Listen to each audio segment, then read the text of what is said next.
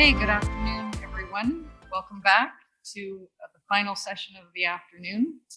I'm Donna Bourne-Tyson. I'm the Dean of Libraries at Dalhousie University in Halifax, Nova Scotia, Canada. Dalhousie is located in Mi'kma'ki, the ancestral and unceded territory of the Mi'kmaq. We are all treaty people. I'm also a board member with IADL, and it's lovely to see you all here, and welcome to those of you online. This is probably very late in the day or possibly tomorrow for some of you online, so we have appreciated your patience today and your continued participation.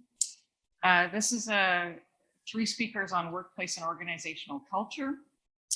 We have one speaker in person with us, and then we have two different sets of speakers online. So our first presentation is by Neil Romanosky from Ohio University. Neil is the Dean of University Libraries. Prior to arriving in Ohio in 2019, he held previous appointments at the University of Toronto Libraries, NYU Health Science Library, and Columbia University Libraries. He holds a PhD in Organizational Development and Change from Fielding Graduate University, an MS in Information and Library Science from Pratt Institute, a Master's in Communications and Information Studies from Rutgers University, and a BA in English from Rider University. He has been an Associate of Research Libraries Leadership Fellow and an ALA Emerging Leader. His research interests focus in organizational identity and change management. Welcome, Neil. Okay, good afternoon, everybody. I am very aware that my fellow presenters and I in this hour are standing between you all and whatever comes next, be that dinner or bedtime or whatever other activities are ahead of you. So I hope to do my best to keep it moving, in which case let me actually start that. So my name is Neil Romanosky. My pronouns are he, him, and his, and I want to thank you for joining me today in person and online. It's really a privilege to be here. And what I'm going to be presenting today is a distillation of research that I did for my doctorate in organizational development and change. And while that was an organization studies PhD, the focus of the research and the sort of ground for that research was in research libraries, and I think it was really germane to the conference themes. So I'm looking forward to sharing it with all of you. Just an overview of what I'll be presenting today. I'm going to try to move through the first half of this pretty quickly so that we can spend some more time with the themes from the data and the latter half of the material. So in talking about and thinking about this work, the Roman god Janus comes to the fore for me. Janus, as you probably know, is the god of beginnings, duality, transitions, and doorways. Looking always in two directions, Janus represents for me the beautiful dual nature of organizational life and life in libraries. That is to say, looking inward, libraries have a sense of what is central, distinct, and enduring about who and what they are. And those are the central tenets of organizational identity. But turning outward, organizations like libraries are also compelled to examine and compare their internal understandings of identity against images held about them externally by their users, by their communities, and others. In fact, one can, and many have argued, that an organization can't truly understand its identity without engaging in the work of receiving feedback from the many systems of which it's a part.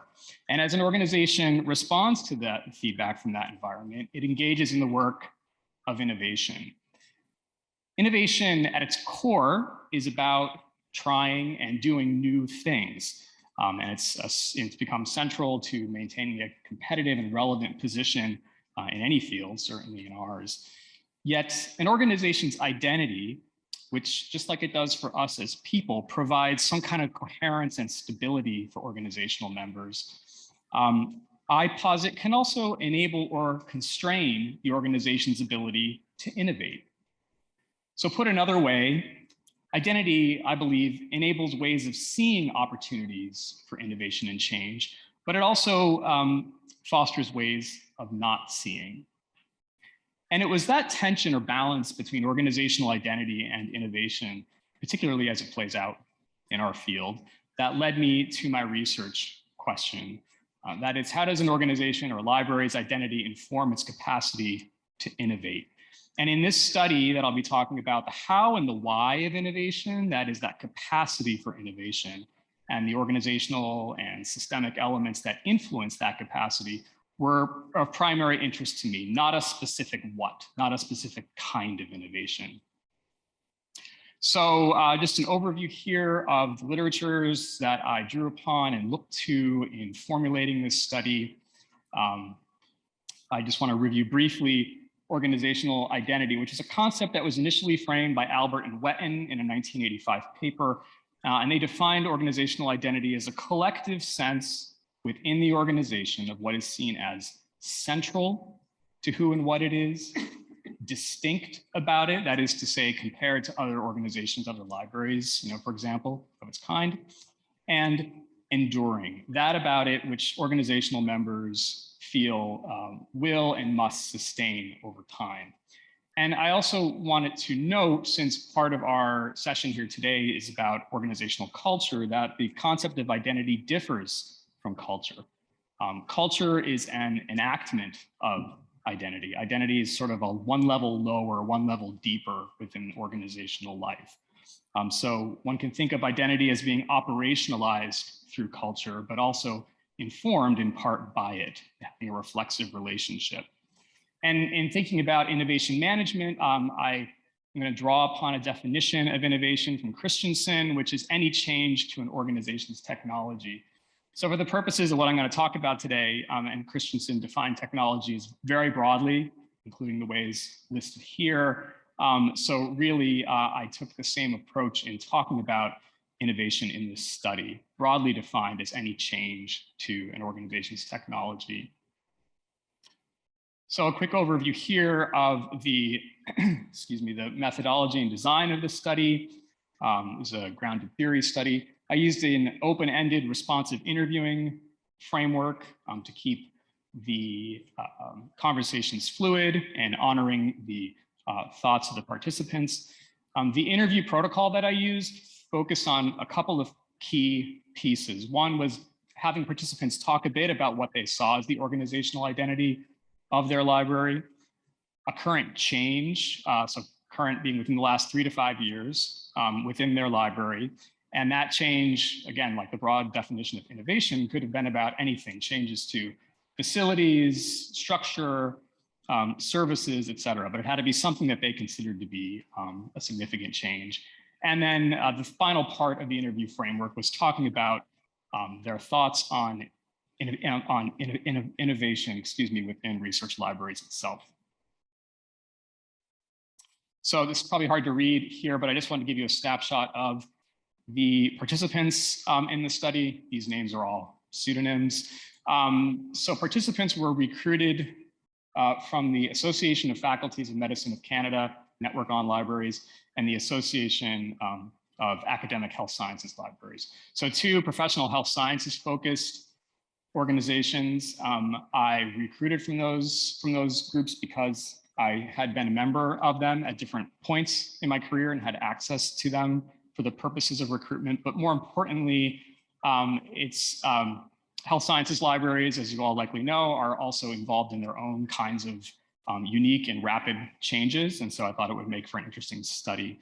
To be eligible, the participants had to work in an AFMC or AUSL library, had that change. They had to be in a senior management role. So those roles ranged from things like AUL to director of the health sciences library to sort of a senior level department head. There was a mix of US and Canadian respondents, and they all had a fairly substantial experience in the field. And I'm extremely, extremely thankful for my participants' time and thoughts in this study. So this slide, just gives you a snapshot of the data model that I arrived at through my analysis. So basically working from left to right, going from sort of first order concepts all the way over to what in this model, which is framed by Dennis Joya, who's an organization studies scholar, 3 aggregate dimensions, 3 high level themes. And really, it's those three aggregate dimensions, which I've listed again here, where I'm going to spend the bulk of my time today talking about it. And those were those three high-level themes were re-examining organizational identity through the lens of innovation, sense-making vis-a-vis institutional and social reference, and catalyzing innovation.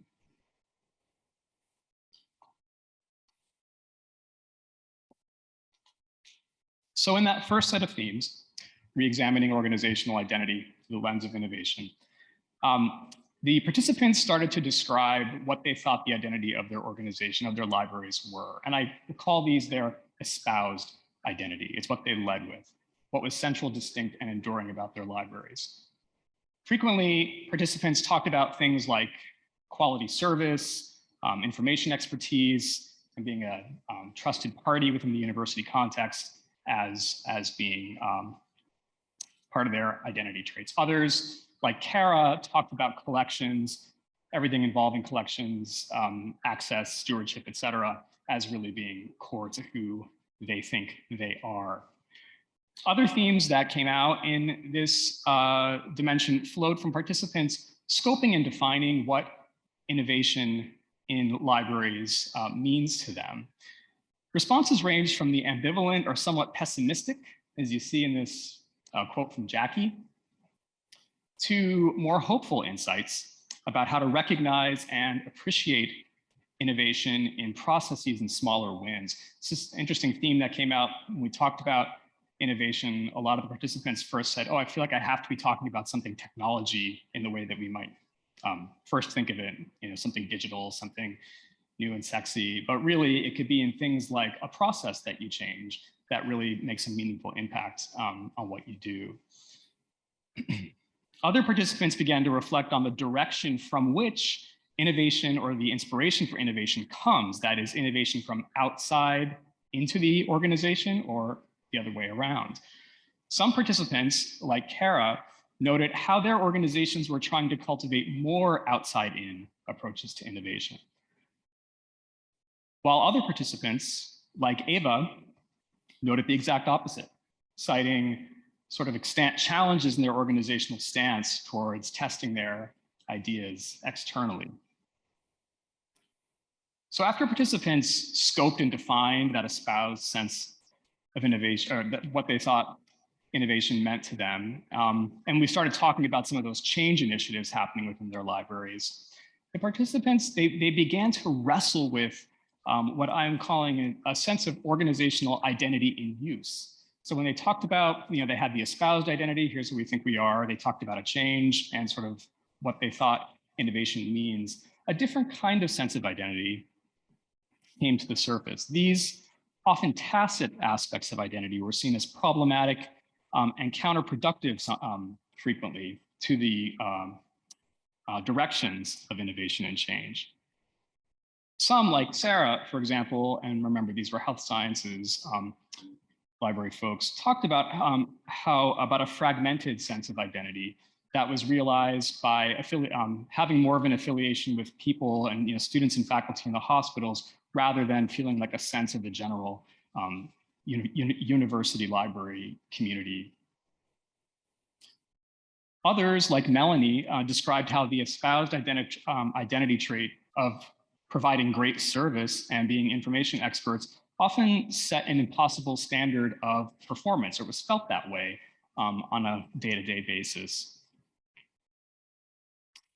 Mary and others spoke about an extant desire in their organizations, especially among librarians and archivists, to be recognized as faculty peers. And I should say there was a mix of participants who were in faculty systems and non-faculty systems. Lack of that kind of recognition was often seen as legitimizing or lessening the role of the library organization in the university's mission. So we're going to move into the second big group of themes, which is sense-making vis-a-vis institutional and social reference. So here, participants engage in a sense-making process, a sort of gap analysis, to better understand who the organization thinks it is and what the various external members of the system that it's involved in think of it. This is where we see that sort of outward-facing aspect of Janus come to the fore, with participants engaging really deeply in questions of relationship to their library users and their communities, which is framed nicely in this quote from Julia here. Some participants, like Jackie, considered the library organization's relative alignment with the identity and values of the larger institution. Jackie, you see here, spoke with pride of the university's reputation for academic and research excellence, which the library shares. Others, like Julia, noted how the university's reputation can also be inhibiting to the directions of innovation. Others shared this concern that Julia expressed about noting that things like this university always does things differently, this university is entrepreneurial. Year over year, sometimes those sort of concepts, those identity traits can become a bit ossified over time and actually end up being not very innovative, more like a talking point than anything else. Other participants, when thinking about those external relationships, grappled with issues of visibility. Some, like Greta here, saw the strong associations with the library as a physical place as limiting the understanding of the new kinds of services, collections, and supports the library offers to the university that aren't tied to its buildings. For Greta and others, this spoke to the need for the organization to engage in new and different kinds of storytelling about who it is and what it does, which we saw some great examples of in Joan's presentation. For Alice, for whom change in a budgeting process within her health sciences medical center, that put her at a table with other medical center directors and deans, and it gave the library the opportunity to articulate its value and tell new stories in ways that it hadn't been able to previously. And finally, the last big group of themes was catalyzing innovation. And here, participants described the many different ways in which their organizations were investing time, effort, and resources in staff development and organizational learning as they navigated change. So in one respect, these investments were being made to evolve the organization's structures and services, but what I also discovered in this study was that these investments also aim to redraw the existing kind of mental maps and identity concepts within those libraries in an effort to strengthen innovation capacity. Themes in this section were among some of the most frequently recurring in the study. So participants discussed some of the key drivers in their organization's approach to innovation. Several, like Greta here, described how new leaders in their organizations were focused on building new kinds of capacity and were telling new stories about it across the university. Others, like Julia, talked about how larger institutional drivers, like the need to do more inter and transdisciplinary research, was forcing the library to look for ways to break down internal silos. Participants also talked about work happening in their organizations to more meaningfully involve staff at all levels in developing and articulating change. As you see in this example from Greta about strategic planning. And in this example from Jackie, who talked about a program in her library to rotate leadership roles on a 2-year basis so that more people had a chance of working at different levels of the organization. And finally, several participants talked about how their organizations are intentionally cultivating support for experimentation and failure in an effort to support innovation and change. Like in this example from Shannon, this took the form of a formal program with funding attached to it. In this case from Julia, she talked about how her institution's entrepreneurship ecosystem, which was really booming and which the library was supporting in new ways, was forcing the library to think about how to increase its tolerance for risk and failure, which is really important to innovation. So I should have called this slide something different because you don't really care about the original contributions. What I think you might care about is what I found in this study, which was something new. And that is reflecting on innovation itself prompts a reckoning with organizational identity dissonance. And that is identity dissonance are the gaps between that espoused organizational identity and the identity in use. How and to what degree an organization decides to address such gaps can further or diminish its capacity for innovation, as well as sustain or evolve aspects of its identity over time. Discovered in the study that kind of reflection surfaces what the literature calls temporal identity discrepancies. That is the disconnects between an organization's envisioned future identity, where it wants to go, its present state, and the events of its past that may constrain or enable attainment of that state.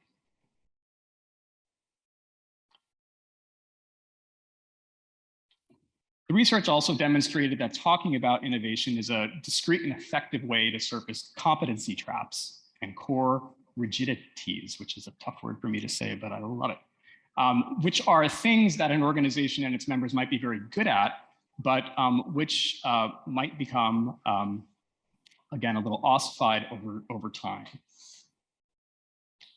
So thus, really, the major finding of the research, and I think the relevance for libraries, is that nexus of organizational identity and innovation is a distinct and fertile platform for reflective thinking and organizational learning. A few quick limitations I want to note. The sample size, I'd hoped it'd be bigger, but I am really happy with the participants who did give up their time and thoughts to this study, and it was a nice mix of in the ways that I talked about earlier. The data collection happened in the earlier days of the COVID-19 pandemic. Obviously, people's time, their thoughts, all of us, we all remember what that was like. But I thought that still it provided a really fruitful set of data. And finally, my own work as a librarian and my work in libraries at times brought me very close and kind of into the nuts and bolts of some of the issues that were coming up, and I had to sort of pull back and put on my researcher hat, but I did my best to be mindful of that. And a few implications here for research and practice. I think further research could look at a specific kind of innovation rather than looking at libraries, for example, or a follow-up or longer-term study of the same population could be interesting. And in terms of practice, which I think is probably more of interest for this conference, I think there's opportunities to use what this study surfaced to develop structured interventions that could really target that fertile ground, that nexus of organizational identity and innovation to promote growth and learning. And the way I mentioned in the second bullet here, what immediately comes to mind are strategic planning and visioning exercises. I think this kind of conversation is a really fruitful way, could be a fruitful way to start those. So we end as we began with Janice. Who we think we are has implications for what we think we should do. That's true in organizations and in libraries, just as it is for us as people. This research, I sought to illuminate the relationship between an organization's identity and its capacity for innovation. And ultimately, it demonstrated that the process of scoping and defining what innovation means, what it is and how it can be approached, really enables an organization to reckon with both the explicit and implicit aspects of its identity. In this way, that really provides, I think, some fertile soil for reflective thinking, organizational learning, and the evolution over time of an organization's understanding of its identity and its relationship with the many systems of which it's a part. Thanks so much for your time today. I look forward to any questions or thoughts you have. Thank you very much, Neil. That was very interesting. Our second presentation is coming to us from New Zealand. Chris Moselen from the University of Auckland. And the title of the paper is Learning from the Past to Guide the Future, Partnership and Practice. Chris is the Associate Director, Learning and Teaching, Libraries and Learning Services at the University of Auckland. Chris has worked on several projects within teaching and learning to develop and strengthen understanding of the Treaty of Waitangi and to help shape that understanding into the organizational culture of the library. She was brought up European or Pahika, but in the last few years has discovered and acknowledged her Maori heritage. And Chris, feel free to go over that again using all of the Maori words. My colleagues correct my French pronunciation all the time, and my Maori is no better, but welcome. We're looking forward to your talk. Kia ora everyone. I'm hoping that you can hear me and see my slides. And yes, it's not an easy language. And I'm going to start actually with a greeting from New Zealand in Māori. And tēnā koutou katoa, ki toko taha Māori, kei te hono o kia Ngāti Kahu ki whangaroa, me Ngāti Kahu me Ngāpui.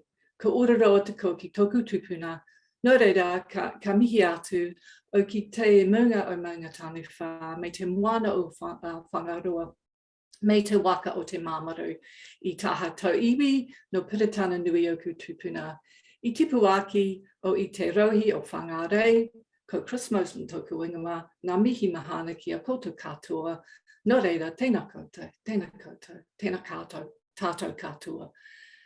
I've just introduced myself in the Indigenous language of New Zealand, which is Māori, and my pipiha, which you've just heard, tells you some important things about my ancestry, the places that are of significance particularly to my Māori ancestors, and some things around about my family. And the point of the pipiha is to really allow the building of connections between people when they meet. So tēnā koutou katoa and greetings from Aotearoa, New Zealand.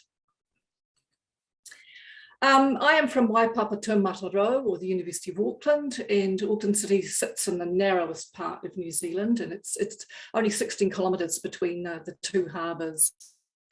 As well as that, we're actually a city of 53 volcanoes, and not all of those are actually extinct. So our landscape has a pretty significant, it shapes our thinking and our responses, I suppose, and certainly our ideas of permanency. This slide really is just showing the demographics by ethnicity for Auckland City, for the university, and for Te Tumiriinga Libraries and Learning Services. And you can see that our Māori staff and our students represent a small percentage of the population groups, and it's significant. That's significant when it comes to understanding the workload, particularly for our Māori staff in the library when embarking on the type of relearning that we're undertaking. But I'm just going to step back into history for a slide, I suppose. So back to where it all started, Te Tiriti o Waitangi, in English, the Treaty of Waitangi. It was signed in 1840 between the Queen and the British government and Māori, who were the Indigenous people of New Zealand. And the treaty is very much regarded as the founding document of New Zealand. And it was essentially a treaty of partnership. I'm going to talk a little bit more about partnership shortly, between the two peoples to sort of found a nation and build it. But as I'm sure you'll be aware, like all such documents in the history of colonisation, it came with misunderstandings and variations in interpretation. And for a start, there were two versions of a treaty, an English version and a Māori version. And as you can guess, neither of those two lined up particularly well. And it's actually been quite a source of discontent over the years. And actually, so while the intentions of the treaty were worthwhile, it didn't protect Māori from the ravages of colonisation, which involved things like war, of course, disease, loss of language, and land alienation. And I'm showing you a picture here of my great-great-great-grandfather, who was chief of one of the northern tribes of New Zealand.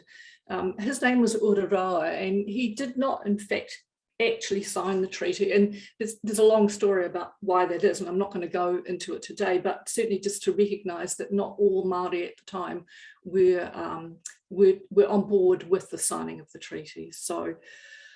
And it really wasn't until, I guess, the 1970s and 80s that sort of genuine conversations about the meaning of the treaty began to take place. So quite a big time gap between the time it was signed and the time that we started to actually engage with it as a nation. And it's really against that backdrop that we moved to 2017, where the vision and strategy of our library made quite an extraordinary claim, actually, a claim that committed us to embedding Te Tiriti in all our work. And it would be really fair to say that at the time, none of us had any real understanding of what that meant. However, the challenge had been issued and we couldn't retract the statement. And so we had to try and reflect the intention of a 180-year-old treaty. And I guess what's followed has been really years of work since 2017 to try and understand what that intention is and how to bring it to life. And that's pretty much what I'm going to be talking about today. There's pretty well three important words that guided this journey. I'm not keen on that word, but it seems to fit most of the time. Educate, decolonize, and transform. And I'm going to talk about each of those shortly. But first, before I do that, I really want to acknowledge the extraordinary work of our kaiarahi, who's a Māori leader, Abrigo McClutchy, and of our Māori staff, because they're only a very small percentage of our staff. So first of all, educate. And there's been so much that's happened in this space, but I'm really just going to focus on a couple of things. I think early on we created Te Tiriti o Waitangi Action Raupu, a group, with the emphasis being on action. So that group, in partnership with our Māori staff, planned and delivered pepeha, which is what I've just delivered to you, workshops, which would enable and has enabled our staff to introduce themselves in Māori. They developed Māori pronunciation challenges, and they worked with the university's Māori students who are actually our teachers in a lot of these activities. And over the years, the challenges have been a lot of fun, and they've engaged a lot of our staff. And an even bigger advantage, I think, was the connection that we've formed with our Indigenous students who've actually continued to play a really big role in many of the activities. I think one important program that we've developed, and it wasn't, this program has been around for a number of years, but I want to talk about it in terms of what it's meant for our staff. We've developed a leadership program for Māori and Pacific students, and it's been a successful program, but I think one of the major benefits for our staff has been that they've been able to attend the final presentations that those students make, to hear the stories, to understand the barriers, and actually to hear their aspirations. And they are pretty powerful and emotionally charged stories most of the time. And I think all of our staff who've attended have been reminded of what we're trying to achieve and who is actually at the centre of that. And I think the need to hear the Māori student voice has been a recurring part of our education over the past 5 years, and will continue to shape our decisions around collections, services, as we move forward. But as I talk to you now, I think these words really fail to represent the time, the energy, the money, actually, let's not forget that, and the commitment that these activities and others like them have taken. What we know is that partnership is key, but what does that look like in our everyday work, and how does partnership with Māori and respect for a long ago treaty manifest itself in a modern tertiary library? We know that before anything can be achieved in terms of partnership, we need to develop relationships. Relationships formed over 1,000 cups of tea is how one academic, his Māori academic, has described it. Well, 1,000 cups of tea represent many hours spread over years. And so the essence of the relationship cannot be superficial. And it's no accident, I guess, that one of our key values is whanaungatanga. Whanaungatanga is really a relationship through shared experiences and working together, which provides people with a sense of belonging. So to be able to move to transformation, that sense of partnership underpinned by whanaungatanga must be established, and it has to be visible as well. I guess before I want to talk about transformation, I need to talk about decolonisation, and I recognise now that people often use the term indigenisation. I'll talk a little bit about that shortly, but I think we need to recognise that decolonisation carries different connotations, both for colonised and coloniser. And the space that it represents is often not a comfortable one. And one of our Māori academics, Atakoko Middleton, has written, decolonising our minds means sitting with the uncomfortable sensations, memories and emotions that might arise, and anger may well be one of those. many of our staff had no understanding of what decolonisation meant or why we might want to start a conversation about it, but the process is an important step in building partnership between Māori and non-Māori. And although 11% of our staff are Māori, far more of them are actually immigrants from all over the world. And it was important for us to be able to reach a level of common understanding about the truths of our history and the negative consequences of colonisation for Māori. So decolonisation is about unlearning and relearning. And according to one of our great Māori scholars, Moana Jackson, who's just recently died, it's about an ethic of restoration. So our own Pro Vice Chancellor Māori, Te Kawaho Hoskins, chooses to talk about indigenisation rather than decolonisation, something she acknowledges as being hard to define, but obvious when it's missing. So from my point of view, I see decolonisation as an agenda inherently controlled by colonisers, whereas I think indigenisation gives agency to Indigenous people to drive their own narrative. But I do acknowledge that these are actually really tricky terms, and they're certainly not settled. I think that would be a fair thing to say. Te Kawaho goes on to describe the kind of partnership that the university should be aspiring to in its relationships. And she says it in this way: there are only two questions which need to be answered for productive relations between people. Who are we, and why do we matter to each other? And in many ways, our own journey to educate, decolonise and transform is really seeking the answers to those two questions. So really, how did we decolonise? I mean, it's an ongoing process, and it doesn't stop. But at the point that we started, we began with a nationhood building program, which was conducted on our marae. And there's a picture of that you can see here. That involved an overnight stay and a sleep in the wharenui, which you can see there, people going in and out of. So the presenters were a husband and wife team who'd run this 2-day workshop over 1,000 times already, so they were well experienced in the space. Chris was Pākehā, and that's non-Māori, and Takawai is Māori. And they both provided a safe space for us, I guess, to engage in some of those tricky conversations that needed to happen over those 2 days. And so the first participants were our leadership team and our managers, and since then, we've extended the experience to team leaders and beyond, and hopefully as we move into the future, that all of our staff will have the opportunity to attend. And because I think this initial immersion is essential in beginning and rethinking the process of decolonisation. And while I think a lot of researchers talk about the importance of changing mindsets in terms of the decolonisation, I think Takawai's approach was different. And his view was that decolonising minds is not enough. And in order to decolonise and to effect real change, we must also decolonise hearts. And so, an emotional response is required before really any real engagement can happen. And so they achieved this through humour and role play, and then turning to the facts, I guess, of New Zealand colonisation, which weren't pretty reading, and that as they are not in any colonised society or for any colonised peoples. And I think we all passed through stages of sadness, anger, definitely, and there were tears. But the main thing was that we were challenged to take action. And that challenge is still resonating and still guides much of the work that we're seeking to embed into our organisation. Transformation, well, transformation is a big word, and it certainly doesn't happen overnight, and it needs to happen not just for Pākehā, for non-Māori, but also for Māori, and it looks different for both of those groups.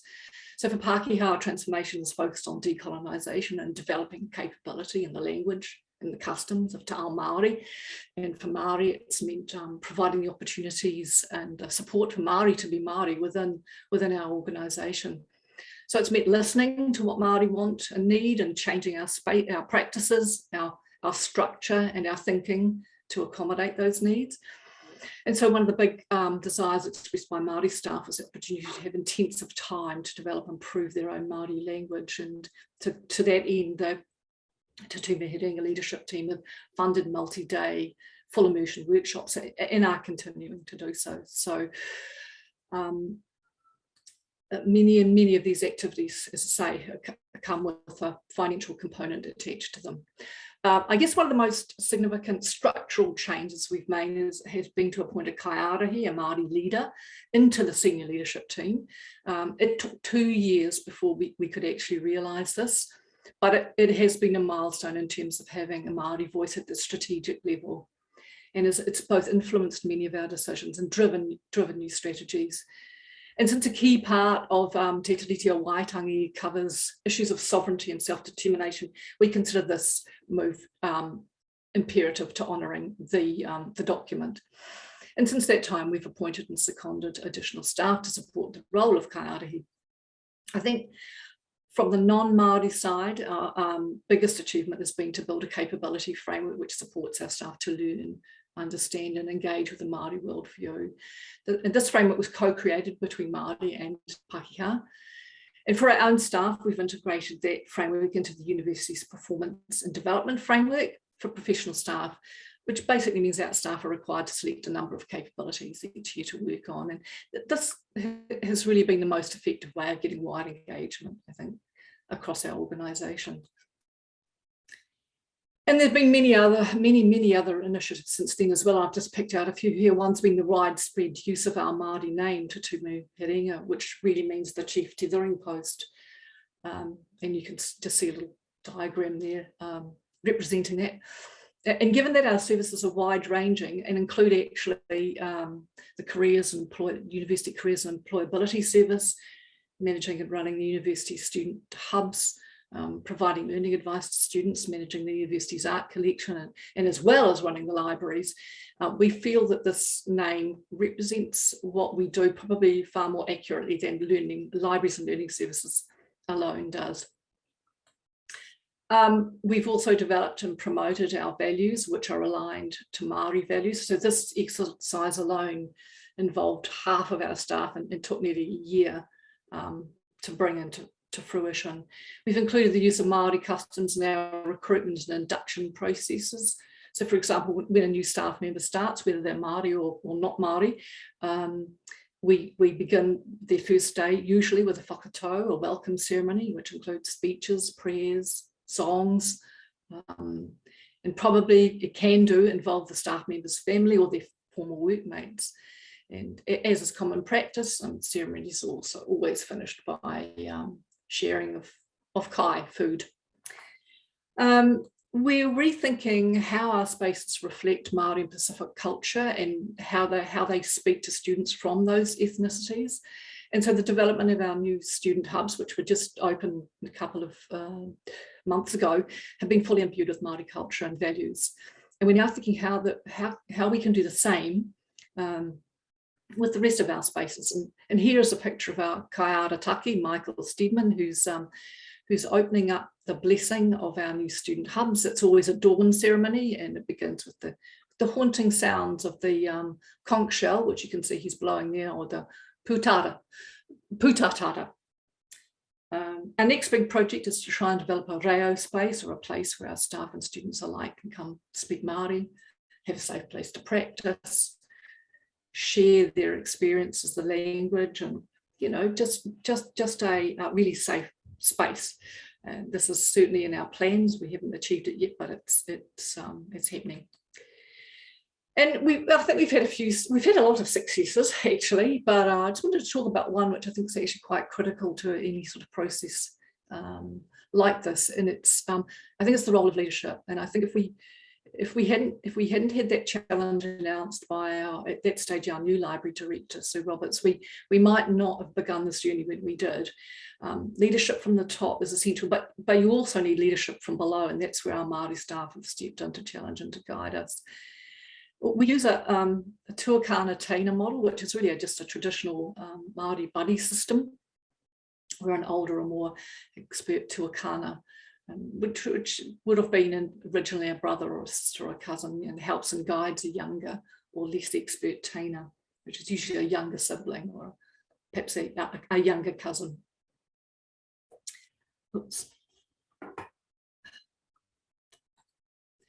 Challenges, again, because of time, I'm only going to talk about a couple of them, but I think one of our I think one of the big challenges has been what is understanding what partnership means from a Māori point of view, because I think core to the concepts of partnership are ideas of self-determination and autonomy, which is tino rangatiratanga in Māori, over things Māori. So by Māori and for Māori is a saying which is often expressed. And this is a really difficult concept for non-Māori to come to grips with. And it's currently forming part of actually a national debate about how our health services in New Zealand should be structured to ensure greater accessibility and better health outcomes for Māori. And really at the heart of that, what you're talking about is co-governance. So those are really big concepts to get our heads around, not just as a library, but as a country. And a big challenge has been how to develop capability without always relying on our Māori staff. And I think any of you with Indigenous staff will recognise this. It's important to mention, that the kind of work that there are a lot of tacit expectations put on Indigenous staff, and they carry a workload, that's over and above the everyday job. And they're frequently asked to translate, lead ceremonies, educate, if you like, non-Māori.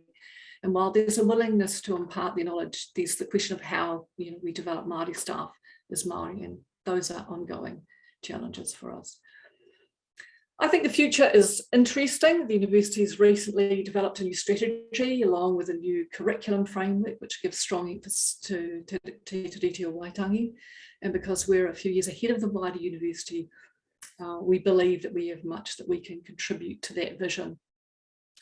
And our old vision and strategy has fairly much expired. And so instead of creating a new one, we're developing a kaupapa, which is really just a new way of working. And we're just beginning this work, but we think that in many ways, it's probably the most transformational and difficult thing that we've done, because it relies on equal partnership between Māori and non-Māori.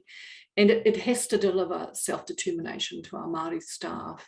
And we think that if we can succeed in this, it will truly represent that phrase, Te Tiriti underpins all we do. And I just want to finish, really, I guess, with a little whakatauki or a proverb, which is, I think, expresses the essence of the journey, really, that we've been on. Mā te rongo, ka mōhio, mā te mōhio, ka marama, mā te marama, ka mato, mā te mato, ka ora. You can see the meaning for that there. And thank you all for listening. And kia ora from New Zealand. I hope you have the rest of the conference is truly great. Kia ora. Kia ora to you as well, Chris. Thank you so much. We're moving on to our third presentation now. Christine Abrigo from De La Salle University, Manila, and Efren M. Torres from De La Salle Medical and Health Sciences Institute in the Philippines. The title of the paper is Change-Readiness Scale for Library Managers, Development and Analysis. Christine Abrigo is involved in leadership and management initiatives within her university and projects in the fields of library and information science and archival science. Her research interests include the nature of work and communicating value, learning organization, library leadership and management, knowledge sharing and cultural heritage preservation. She's the Director of Libraries at De La Salle University. Efren Torres is involved in managing academic special projects and library leadership in the Institute. His research interests include collection assessment, technological and spatial developments in medical libraries. He is the Special Assistant to the Vice Chancellor for Academics and former Director of the Romeo P. Abrigo MD AFSC Library at De La Salle Medical and Health Sciences Institute. Welcome, Christine and Efren. Hello, thank you. As we greet the world from home, we say mabuhay. Good afternoon to everyone, and it's a good morning from where I am right now. The sun is rising on the start of Tuesday. So as I said, I am Christine, and I'm presenting the paper on behalf of my colleague Efren, and I am joining you from the Philippines. I'd like to take this time also to say our thanks to IATUL for this privilege to be with you today to share with you our study. A recorded presentation will be played, but I will be staying on. Again, thank you very much and have a good evening. Good day, everyone. I am Efren Torres Jr. from the Salle Medical and Health Sciences Institute, and together with me is Ms. Christina Abrigo from Salle University. We're both from the Philippines. But before anything else, we'd like to thank Ayatul for this opportunity to share our study, which is entitled Change-Readiness Scale for Library Managers, Development and Analysis.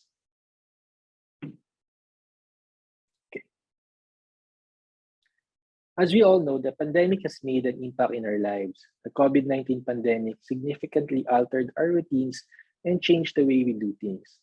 Interventions and anticipated responses were taken up to adapt to the changing environment so that work and life shall continue. In the academic setting, teaching, learning, and research have swiftly transitioned to online and remote modalities. Libraries, being part of this academic and research community, were also challenged in this sudden change of environment. At the onset of this pandemic, libraries faced budget cuts, workforce threats, and the formulation of remote work services and guidelines were just some of the major challenges dealt by the library management. These were needed to be swiftly acted upon as access to information resources and services need to continue and offered with added value. Now, for this study, several change readiness instruments were consulted. A literature review was also conducted to find out if there had been previously developed change readiness instruments specific to libraries and library management. Now, based on our literature scanning, readiness scales were found among the areas of human resource management, higher education, organizational readiness in the public health sector, self-directed learning, e-learning, and cultural competencies.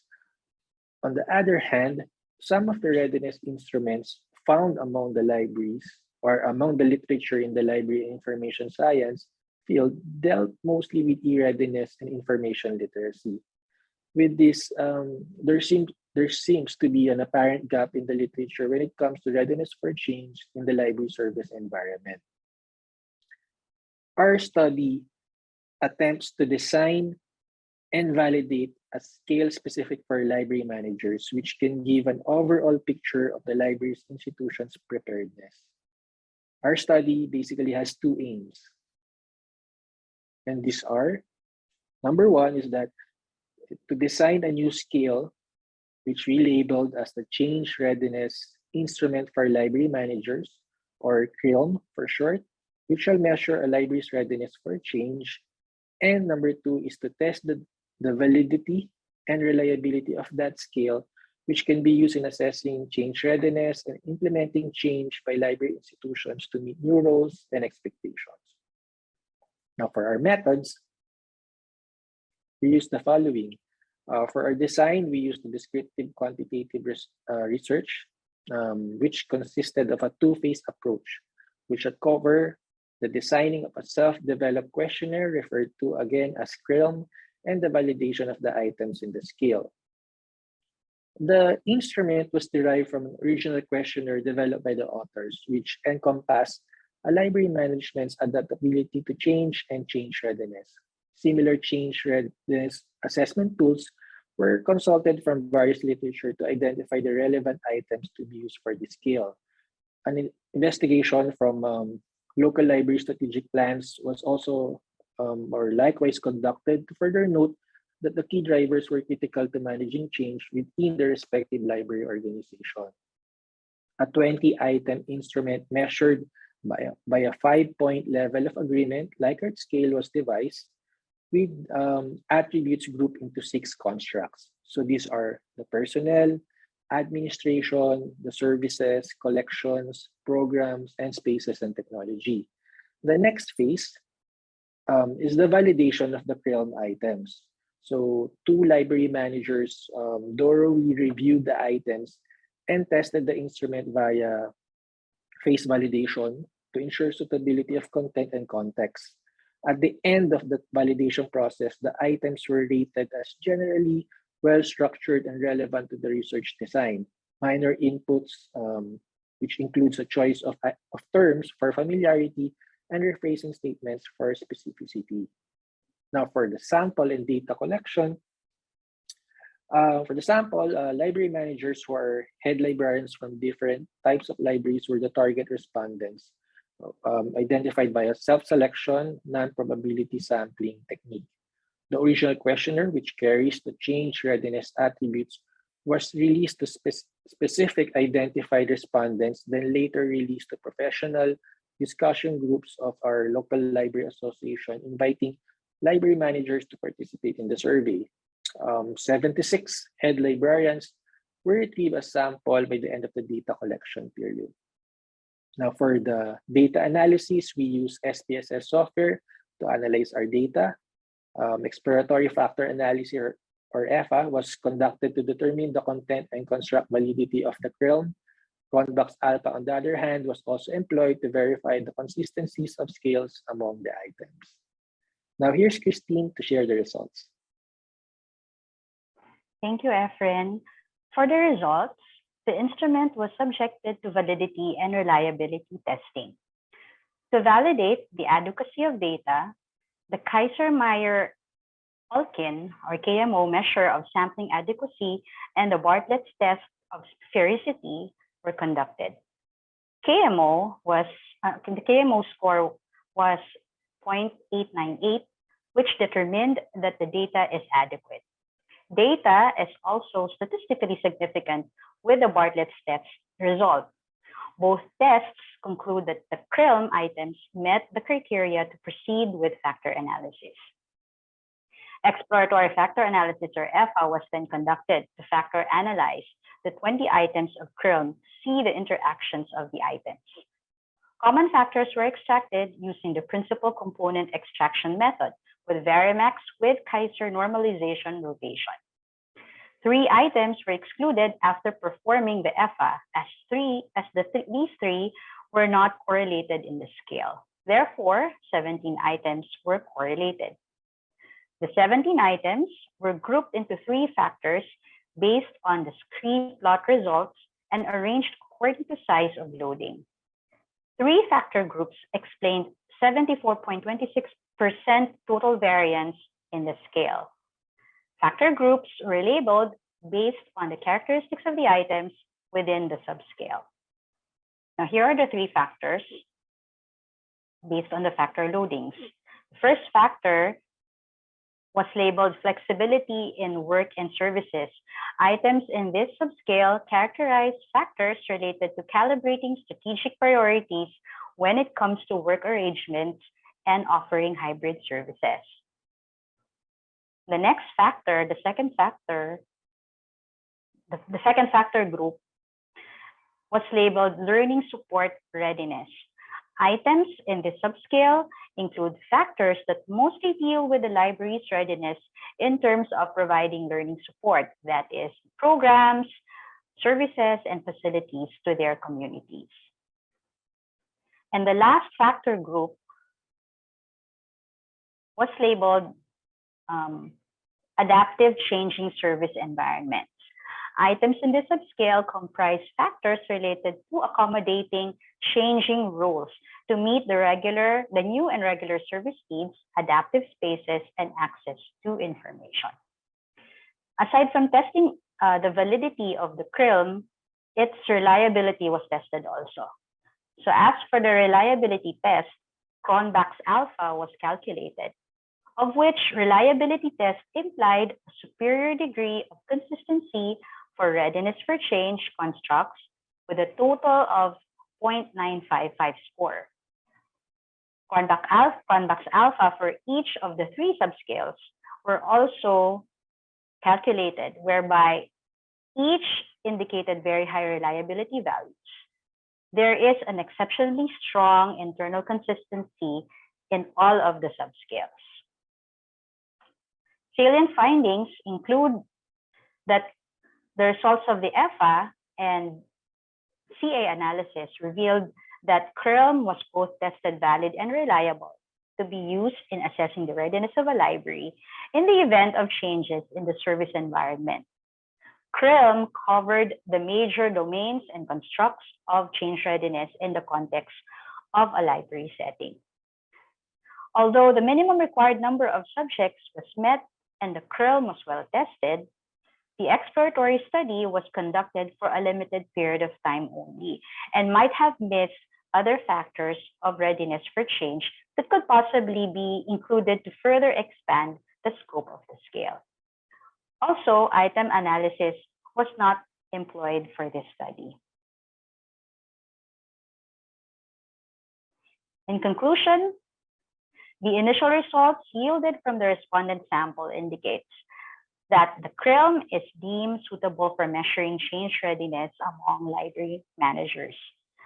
To further strengthen its usability and confidence level, the scale should be subjected to testing and used by a wider target group to achieve more meaningful results. The results of the study offer help to library managers in assessing the readiness of their organizations to effectively manage change and be future ready. Once again, we thank EUTO for the opportunity to share our study, and good day to everyone. Thank you so much, Christine and Efren. So we've had three very distinct and complementary considerations of workplace culture. Going to ask if there are any questions for any of our presenters. Hi, thank you, Donna. My question's for Neil. Neil, thank you for a very, very interesting presentation of your research. I guess in a shortcut kind of way, I guess my question is, where might your research go next? As we think about roles in libraries, such as scholarly communications librarians and repository managers, people who are filling roles that are really expressing that innovative piece of some of what we've been exploring as research libraries, what might their identity, how might their identity intersect with the ways in which libraries wish to push forward on some of these areas? And for library leaders, do you think something like developing a toolkit might be of service so that we could explore how to have those conversations within our institutions? Thank you.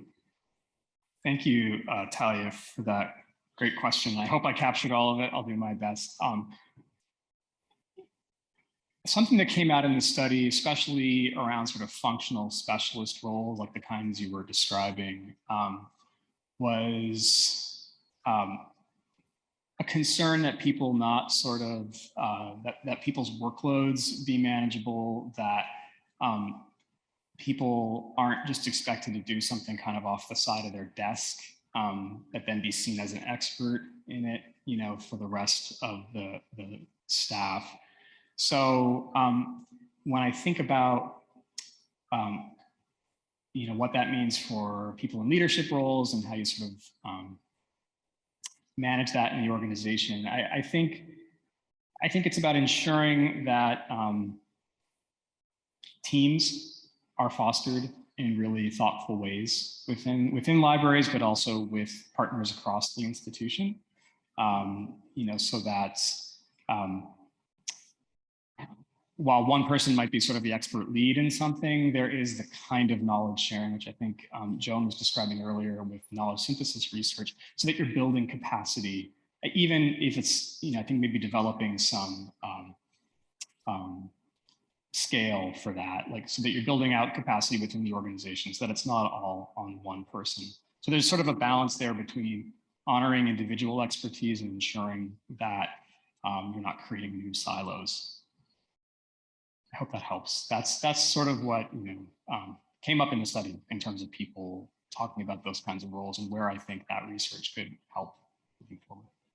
Thank you. Okay, well, thank you for hanging in there to the end of a very successful first day of the IADL conference. Please join me in thanking Neil, Chris, Christine, and Efren.